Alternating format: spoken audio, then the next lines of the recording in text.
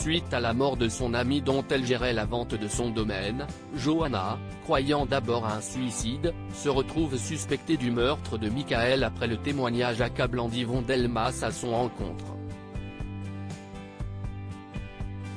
Le début d'une spirale infernale. Alors que Johanna, Aurore Delplace, et Julien, Jérémy Bansté, ont récemment entamé une liaison inattendue dans un si grand soleil, celle-ci est désormais en bien mauvaise posture.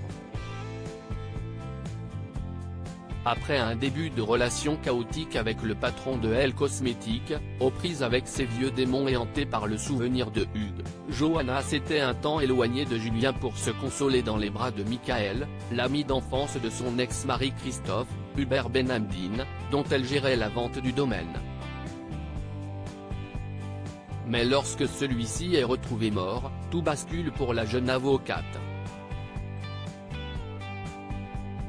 Après avoir écarté la piste du suicide, la police dirige ensuite ses soupçons sur Yvon Delmas, impliqué dans la vente du domaine et dont le portable a borné près du domicile de Michael le soir de sa mort. Mais lors de son interrogatoire, celui-ci admet avoir rendu visite à Michael ce soir-là pour tenter d'arranger les choses suite à une dispute avec Johanna le jour même. Il accable ensuite l'avocate, prétextant avoir aperçu le véhicule de la jeune femme en repartant de chez lui. Dans une interview au site Télé Loisirs, Aurore Delplace révèle que ce témoignage va avoir de lourdes conséquences pour Johanna. Quand, elle, apprend que Michael a été tué et ne s'est pas suicidé, elle est soulagée. Elle se dit que ce n'est pas de sa faute et commence à envisager la possibilité qu'Yvon Delmas soit responsable. Mais celui-ci raconte à la police avoir vu la voiture de Johanna devant chez Michael le soir du meurtre. Entendue par la juge Alphand, Marie-Gaëlle Cal, qui n'est autre que la nouvelle compagne de son ex-mari Christophe, Johanna va être placée en garde à vue et devoir batailler pour prouver son innocence, envers et contre tous. Son oncle Guillaume vient la voir en prison et lui dit ne pas être convaincu par ses déclarations. Son monde s'écroule. Personne ne la croit.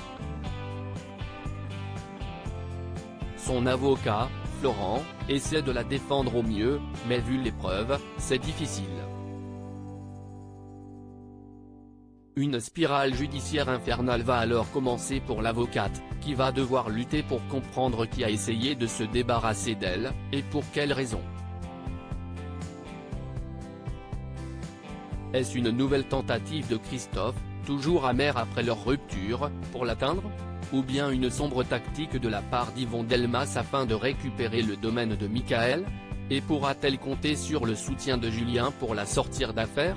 Vous le saurez en regardant les prochains épisodes d'Un si grand soleil sur France 2, et en avant-première sur la plateforme Salto.